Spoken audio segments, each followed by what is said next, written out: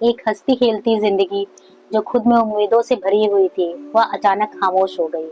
भोपाल की बहू और नोएडा की बेटी, पूर्व मॉडल व अभिनेत्री त्रिशा शर्मा की संदेहास्पद मौत ने पूरे देश को झकझोर करके रख दिया। जहां एक तरफ इस मामले की कमान अब सीबीआई के हाथों में है, वहीं दूसरी तरफ अपनों को खोने का जो दर्द है, उसने अब आंसुओं और इंसाफ की लड़ाई का रूप ले लिया है।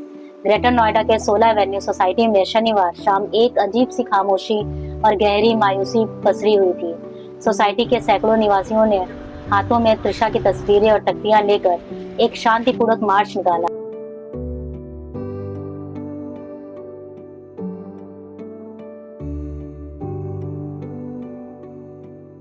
हर आंख नम थी और हर दिल में बस एक सवाल था, क्या आखिर उस मासूम बच्ची के साथ इतनी बेरहमी क्यों की गई।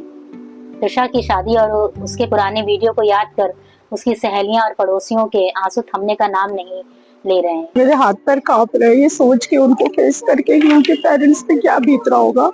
तो इतनी फुल ऑफ लाइफ थी जो हमने देखा इस लड़की को, कि इसकी वीडियोस देखे, इसकी शादी की वीडियोस देखी, she is full of life.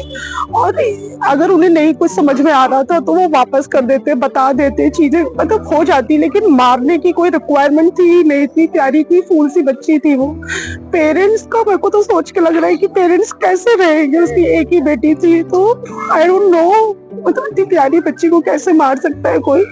Society के अन्य लोगों का कहना है कि यह मामला कानूनी दांव पेच की भेंट नहीं चढ़ना चाहिए। होना चाहिए और जल्द से जल्द उन्हें भी फांसी होनी चाहिए। और ये केस सिर्फ ऐसे घूमता ही नहीं रहना चाहिए कि हाई कोर्ट से सुप्रीम कोर्ट और ये सिर्फ लोअर कोर्ट्स में ही रह के नहीं फंसना चाहिए।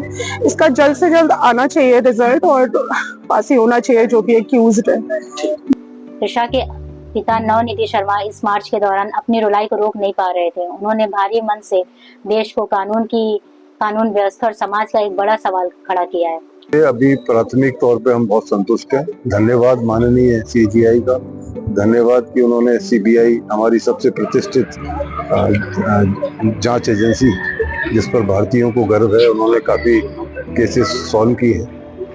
हम भी उम्मीद करते हैं कि हमें भी न्याय नियत समय पर मिलेगा।